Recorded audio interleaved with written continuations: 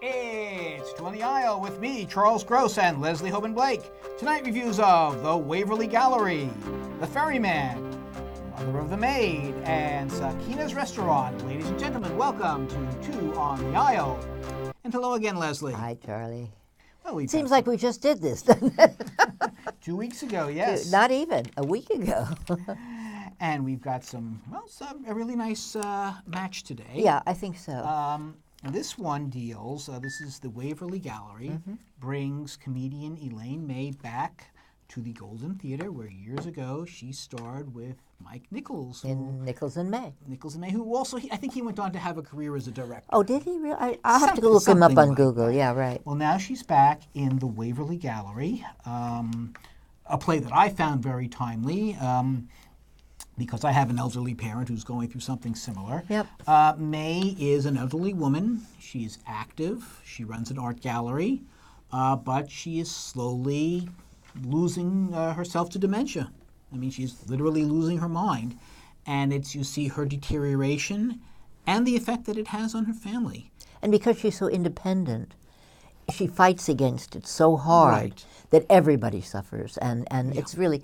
It's a bittersweet play. I saw the original with Eileen Heckert, who gave a very different performance, and I walked away, thinking about my grandmother. This was 20 years ago, Right. and this Elaine May is 86, and every now and then I thought maybe she really did drop a line, and maybe they were helping her because it's a very small, very Right. familial kind of cast, but it doesn't matter because it fits the character so well. Yes. I'm going to assume that she's acting. Okay. On there. And doing a heck of a job with it. Heck of a job. And then you have Lucas Hedges, who plays her grandson, who is not really bearing the brunt, but bears a lot of it because they live in the same building. So at the end, she keeps knocking on his door in the middle of the night, and it's hard because he loves his grandmother. Yeah. And his mother, her daughter, played very nicely by Joan Allen. Lovely to have her back. Loves the grandmother too, but it's just the constant pressure and what they need to do. It wears you down. And It does. The cast also I know includes, how my father's illness affects my mother. Yeah, well, yes, the caregivers are always affected. Right. It's collateral damage. Yes. And in addition, Michael Cera, this is Michael Cera's second Kenny Lonergan play in less than 2 years. He also did The Lobby Hero. And David Cromer, who won a directing award, who won a Tony for The Band's Visit, is making his acting return. Yes. And he does a lovely job. Yes, he plays the father. Sarah is an artist who comes to Elaine May's gallery, and basically she takes him in. He lives there. He displays there. And he's totally self-absorbed and totally selfish and doesn't really realize what's happening to her because he doesn't care. Nor does he really. I think he's just hoping beyond hope that he can make it in the art world. And that's all he cares about. And the fact that she offers him a place at her gallery, he just takes that as a sign from the gods that he's going to make it. And, there's bittersweet on all accounts. Yes. Lucas Hedges is in 2 films right now. The one about He's the grandson. He's the grandson. He's in 2 films. One of them is about the boy who goes into homosexual retraining camp or whatever that's called, and another one as well. And so he's really hot right now. Right. And well, he does a very good job. But it's not the biggest part. I mean, Elaine May has the biggest part, but he has the second biggest part, I think. No, I think it would be Michael Cera. I think that because really? Lucas Hedges acts as a narrator as well, he has to come in and out of character. So the show is coming around him, and I think he kind of grounds the. But he doesn't have to do very much, or so it seems. Well, which is why Michael Cera has the showier part, is what I should have said. And poor Joan Allen practically has a breakdown on stage herself, trying to be a good daughter. And it's timely for everybody. It was timely 20 years ago. For those of us who are a little bit older than you are. Unfortunately, we're no closer to finding, an actual treatment for this. Well, then it's just old age. I mean, she's 86. Stan Lee died at 95. It's just old people die. It's very sad. That's the thing, though. She's not dying physically. Yeah, it's true. She is perfectly healthy. Right. I had a situation like this with my great aunt. She lived this way in a nursing home for 10 years. And at the end, they do finally have to put her somewhere, and I hope I'm not giving away the ending, but it's sort of evident that that's what's going to happen. And she tries to fight then too, and that's when your heart breaks for her. That's when your heart just breaks for her. Well, the problem is she's still close enough to realize what's happening, but Yes. still far enough away that Yes. they really can't do anything. But they cannot leave her And alone. she will no doubt be nominated for a Tony. And a In a dramatist, field, I'm in a sure. large field, she will be nominated for a Tony. Yes, it's I would say this may be the last chance to see her, but I said the same thing about Yeah, Angela no. Lansbury, who proceeded to come back 3 times, Right. like 3 or 4 What would years. you give it? I think 3 3/4. Oh, I would give it 4. I was engrossed in having seen it before. I saw the changes and Right. it's updated without updating it. By the way, I knew that gallery on Waverly really? Place. Oh, there was an actual gallery. It was when I was in college. There was an actual gallery, and it was there until maybe the 90s, early 2000. It was actually still. Then it became then it became a little restaurant, just the way it says in the play. Okay. So, my Moving first on, yes.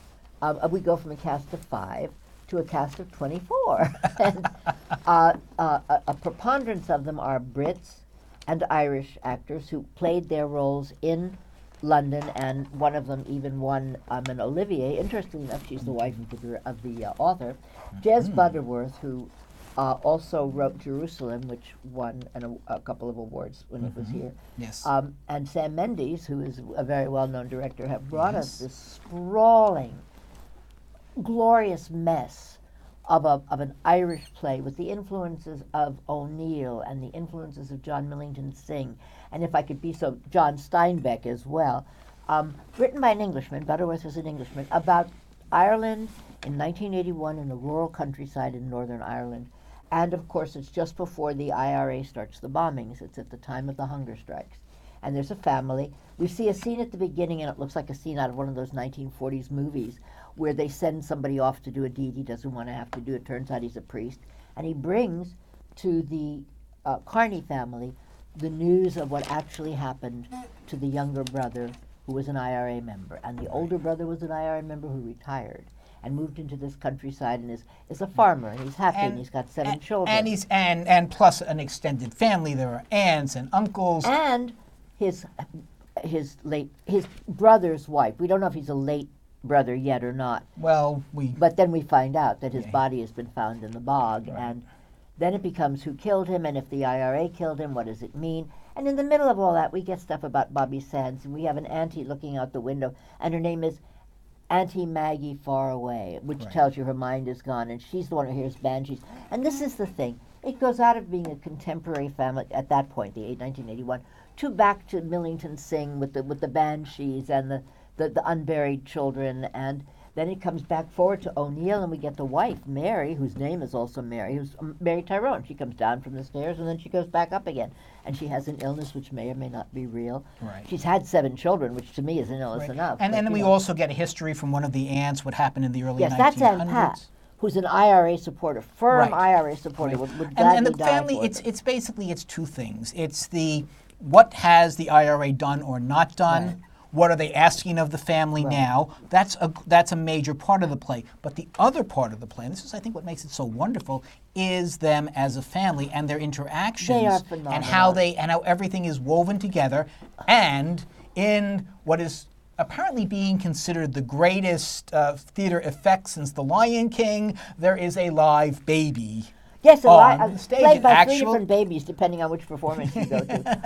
And their mood. Yes, but it's wonderful. Mary comes down the stairs. Mary The carries older the baby.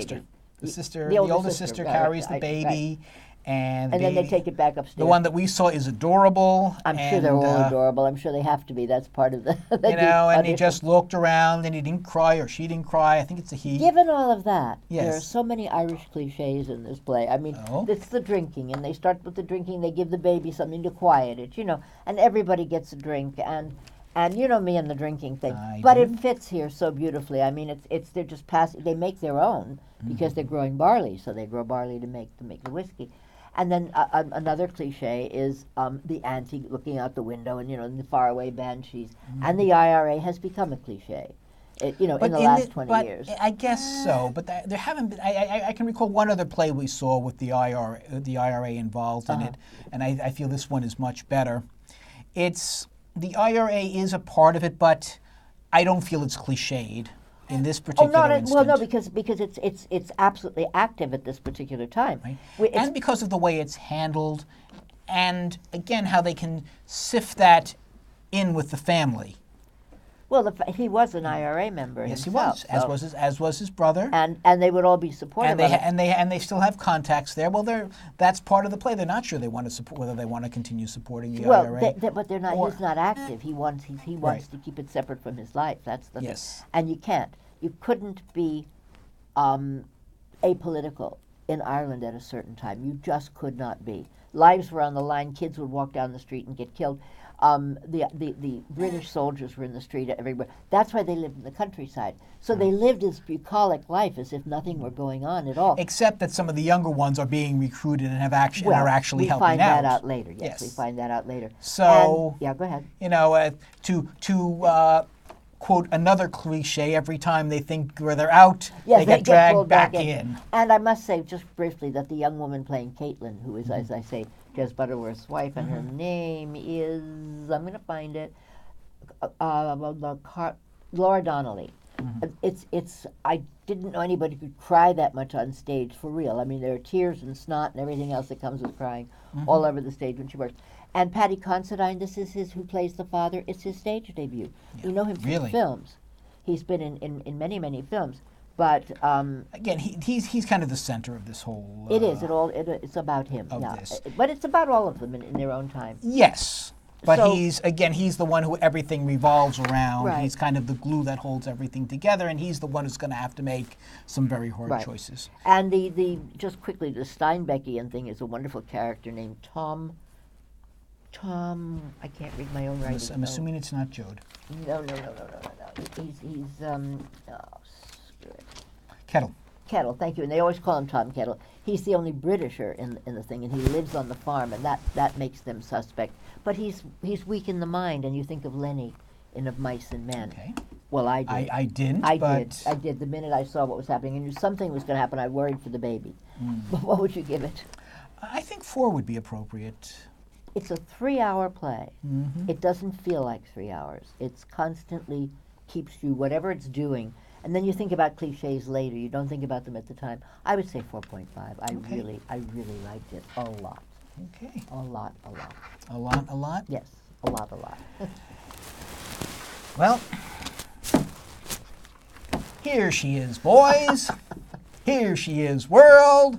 Here's Mama Close. Actually, it's Glenn.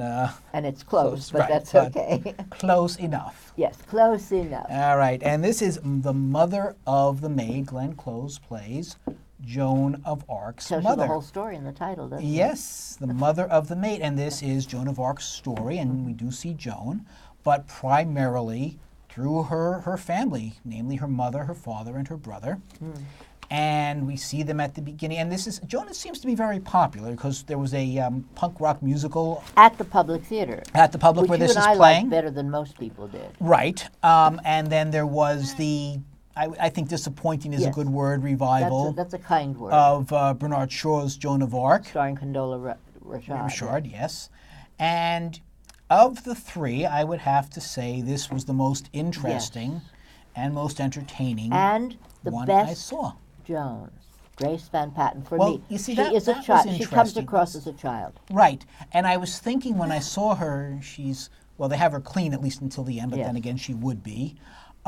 She's small, she's so young, she seems so fragile. And that's the and whole then point. you were just, but you see the thing, my image of Joan of Arc has been Right. shaped Right. by seeing, when I go to Circle on the Square, I see Lynn Redgrave Right, from her right, production. And then the 2 recent, which had, older Right, and larger Right. women. No, seeing a girl. I told you I went to the cathedral Yes. of Reims, and they have a life-size statue, and it's under 5 feet. Yeah. And she was a bit of a thing, and that was what made it so miraculous that they'd put her on a horse and let her lead gigantic men into battle. And she was successful, successful. until Wounded she got a little too cocky or a little too sure of herself. And politics. And No, politics, it was absolutely. the politics. She wasn't that she. I mean, she was always sure of herself. Well, It the she was politics. captured though, and France wouldn't pay her ransom, and she was tried as a heretic. Supposedly, according to this play, there wasn't any money, but then again, who knows? I mean, I don't know the Well, reality of that fact. Well, they wouldn't have taken money Well, of course they wouldn't, but now but- the play is by Jane Anderson, and it's interesting because Jane Anderson, to the best of my knowledge, is an American writer, and for some reason, Glenn Close, who does a wonderful job here, and I liked her so much better than Sunset Boulevard, has a quasi-Irishy accent. And they call the father Da. Da, and she's called Ma, and he's called Da. So I don't, unless maybe she's not American, but her plays. Well, I should have looked her Well, up. again, neither is the play. Matthew Penn directed. Who is Arthur Penn's son, and what a brilliant job he did. He's been doing TV for so long. And I have to say, I love the beginning of the play where basically she said, "Mom, Dad, I'm having these visions," Right. and they're literally tying her down because they think she's nuts. Of course. And then the mother walks 300 miles. And Right. again, this is hundreds of years ago. Yes. Not the easiest thing. Not Remember easy at when all. we saw the play about the religious woman? I can't remember it now. Yes, but it's the same. Remember I told you it was the same time period, only that was in England and this is in France. Right, but There were many people having visions at that point, and they right, were but listened to. well, But they were listened to. That's what I'm saying, and especially women who had no Right. other voice. If they had a religious voice, people would listen. right. But this is again more about the mother than Joan. How she walks, how she is treated. There is a lady in the castle Yes. who takes. An interest in her, yes. Right, that's very nicely played by Kelly Curran. Yes. And it's a really solid, wonderful performance. I don't think the rest of the play. Are you talking about just that woman, or I'm the talking solid about her. I'm performance? talking Okay. about Glenn Close. Yes. This woman also gives a very good performance. I liked Grace Van Pattern as Joan. I just thought she But was it's good. Close who really dominates the show, as it should be. This is her story, not Joan's. Except that you see Joan go from the girl who's not sure about her visions to the girl who comes down in the white robe, and she knows who she is at that point. Her mother kneels to her at that point, and we know that the dynamic has changed, and it's changed Yes. forever.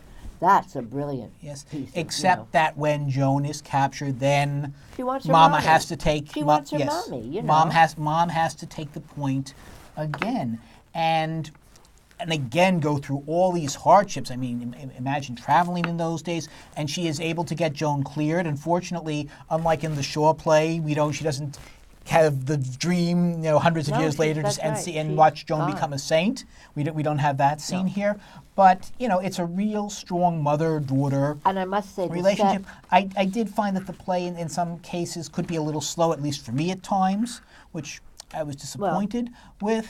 But But I did overall, want to it's say a pretty the solid drama. The Jane costumes. Greenwood, who's been making, I wore her costumes in the late 70s when I was at the Alabama Shakespeare Festival. There were Jane Greenwood costumes we rented, so she's been around for a long time. and And doing a good job with it. John Lee Beatty has done nothing but astound me the last 5 shows because they have been so different from modern and lights and metal things, and this is wood and it turns, and in a second you have you get war by having lights flash behind wood, and you hear noises, and you believe the war is out there. A brilliant set, brilliant. I was very taken with this play. I thought much. And your conclusion? What would I give it? 4.5. What would you give it? I would give close 5, of course, Really? but I would give the play I think more 4.5. 3.75. Okay. But again, I would recommend it. And what would you give close if you had to separate it out? Probably 4.5. Okay. And certainly a welcome return of her after, because you and I were one of the few people who weren't happy with her Sunset Boulevard revival. We were not. And she really acquits herself Sometimes we in feel this. the same way. And I think, we talked about her playing Mama Rose, I think 20 That years would- ago. yeah, it would have been I think interesting. now, no. Yeah. She and Charles Busch, think about it, the only 2 Broadway divas who never got to Haven't, play her. right. So I go from my play with 21 characters or 24 characters to a one-man show with about 5 people. And the fellow on the cover here is Asif Manvi, who our audience may know from his years on the Daily Show. But also, he was in a play called Disgraced on off-Broadway. When it moved to Broadway, they cast a different actor in the role. And this is a play I saw him do in 1998. It was a one-man show at the American Place Theater where Wynn Hanman was doing all of those. So many different people got their starts there. In the one, Eric Bogosian played there. In any case, so what I wanted to say about this is that it has changed since I saw it the first time. He plays 5 characters. He plays Ozgy. He comes down the aisle. He's carrying a suitcase. It's America, the dream, America, and all the things he wants to do when he gets to America, the Statue of Liberty and the Grand Canyon, and he steps Empire up on State stage, Building. the Empire State Building, but whatever. He gets to he gets on stage, and suddenly there's a real restaurant. Now, when I saw it, it was a little off-Broadway show, and everything was indicated, and they didn't have a full. They might have had a table and 2 chairs to show the restaurant. Here's a full restaurant, and of course, it's on East 6th Street. The audience gets the joke because that's Indian Row, and he's written and starring in the show. So Right, Kimberly Ozzy- Hughes is the director. Kimberly Hughes is the director. I don't know her work, And but apparently she helped develop it. well, no, he Oh, I'm sorry. his show- Kimberly Hughes helped develop and was the original director of the show. Kimberly Senior Thank you. Right. is the director for this Right, production. exactly. Okay. Okay. So he plays Apparently, he Ozzy, won't do the show without a Kimberly. Evidently. Do you think you're right? So I couldn't have gotten the job. So Ozzy goes to New York to work for the Farida and Hakim, who have invited him to come. Yes. And they put him to work in the restaurant, and basically he never gets out of the restaurant. He doesn't get to go to any of the places he wants to. And Not even Fa- the Empire State. Not even the Empire State. And Farida and Hakim have 2 children, Sakina and Samir, who are totally American. Totally American. You know, they are just totally American. Totally play Game Yes. Boy. Blah blah. And then Sakina is to marry Ali, who is a Muslim boy, but she has an American boyfriend. Well, she's Muslim also. They're all Muslim, yes, but she right. has a Muslim boyfriend. An American boyfriend, you said. I'm sorry, she has an American. Well, that's what I said, but then you got me. Yes. Well, this is what happens is he morphs into the family, which I have to say is confusing because the first character he does is the mother. is the mother, but he does her 20 years ago. And so I didn't quite realize what he was doing at first. It took me a few minutes to catch on. The other He character. doesn't do her 20 Oh, years yes. ago. He's talking about a small apartment and the baby. So, yes, this is when she they. talks about it. She talks She about talks it, yes. about it, But yes. that's her period, and there's no warning, there's no signal, and all of a sudden, he's doing, and it gets very confusing with the other characters. Not to me, but okay. Well, because you've seen the play Maybe. before. Maybe. They're here and now, and there were 2 things that bothered me about this play. One, Ozzy. Ozgy, excuse me. His story is never really told. It's it kind told of- through them. well, That's the whole point. He no, has no story. Well, He and works in that's the restaurant. and that's what bothers me about the play, Well, but that's- because this starts off as his story, and at the end we just see him depressed. I don't know why Because he has never got his dream. His dream was to do all these things, and he's working in the friggin' restaurant. right, but I wanted more than that in the play. I found it profoundly moving. I really did. I thought, this and is plus the, I the found American dream gone wrong.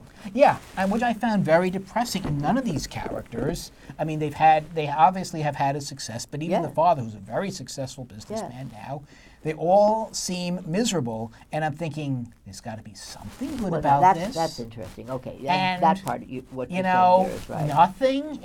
It's very depressing, and there should be a balance. Yes, you always have to give up something when you come to a new country, but you gain something too. And they obviously I- gained a great deal. They made money. They made. Yeah, a I mean, he's living. got the kid's The got a kids, game. The kid's right. got a Game Boy, but that's all you assume. I really felt there should have been something emphasizing. Yes, there were some positive aspects, and nothing's there. And this plus the lack of story of the leading or the narrating character. Well, I mean, he goes from here to here, but we don't see it happening. We don't. Why hasn't he been able Okay. to? I disagree have a more of, because be I more of a feel success. Why? that we Why hear- doesn't he get a day off and go see the Empire State Building? He lives in New York. I mean, Because every it just, time that Hakim needs something, he goes away and he says, "You take care of everything, Ozgy." And so Ozgy gets promoted inside the place, but he doesn't get to have a life.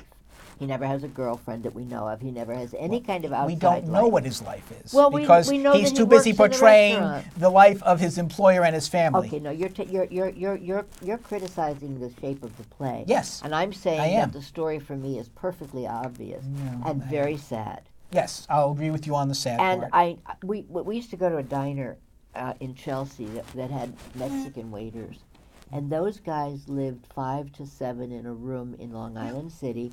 They got up, they went to work, they got home. There was they actually a flopped play on- like that we saw a couple of Yes, years ago. Yes, and these guys, and this was, they were cheerful and happy in the restaurant, and then they put on their coats and they went back to this room. Right. They didn't go to the Empire State Building. You know, they didn't. They may have gone to a bar once in a while, but I don't know. But no, he has no other life, and he interacts with the rest of the family. I just thought it was brilliant acting. I think what it shows There's actually not that much interaction. I thought what it shows is the well, they say Osgi do so and so, so that's Yeah, the well, interaction. you know. But I thought what it showed is, I mean, the fact that Manvi went and did Disgraced, you know, nobody expected, because he's a comedian, nobody expected him to do a straight play. This shows the range of his acting ability. This was his calling card 20 years ago, and he got sidetracked into comedy. Or maybe he was always a comic, I don't really know. But I think he planned to be an actor, and then there weren't any roles for a man who looks the way he does. And, you know, no offense to him, he's a lovely man. I actually interviewed him, but he's not a leading man per se. And they weren't doing non-traditional casting that much 20 years ago. So I think now he's really offering himself up again, saying, hey, you know what? I'm not just a Daily Show person. Because even now I've got a resume, and I'm still not getting the work I should be getting.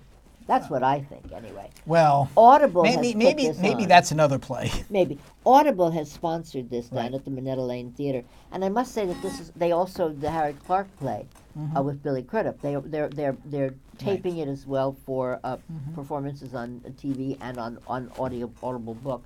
Right. And I think that's a lovely thing to do. Oh, I think so. And- I'm glad that more plays in general Right. are being taped. And this is a revival, as is Waverly Gallery. So we had 2 new plays Right, and 2 and revivals. 2 revivals, today. but, So what do you give it? I will give this 3.5. I like. I'm surprised. I thought you were going to give it less because you kept saying you didn't care for the story. I did not, but I admire the performance. Okay. You know, although I will say the accent or the speeches, you know, his speech for each character was very similar, but even so, he did manage to make them distinct. Well, the kids I were thought. American. They didn't have accents at Well, all. but you know, but he didn't. Well, the It- 3 the- people came yeah. from the same place, so they would have All the right. same accent. All right. But anyway, I would give it 4, but Right. I would give it 3.5 for the story, and I would give 4 for his acting. Well, I thought might he agree was- with you on his acting, thought he was but really, the really story that I found the story I more- might notch that down to 3, I still or, was- or, I ev- found or it even more- below. I found it more wistful the first time, and I found it sad this time. Well, it starts off wistful, and then Yeah. it becomes sad, and you want a better explanation of what happened to Wistful. I'm not sure if he changed the script. I really can't He might remember. have. He might have. I don't know. Well, anyway, Because I've so, never seen it before. I know. But that is our show for this evening. And when you go to the theater, look for Leslie and me, us too. On the aisle.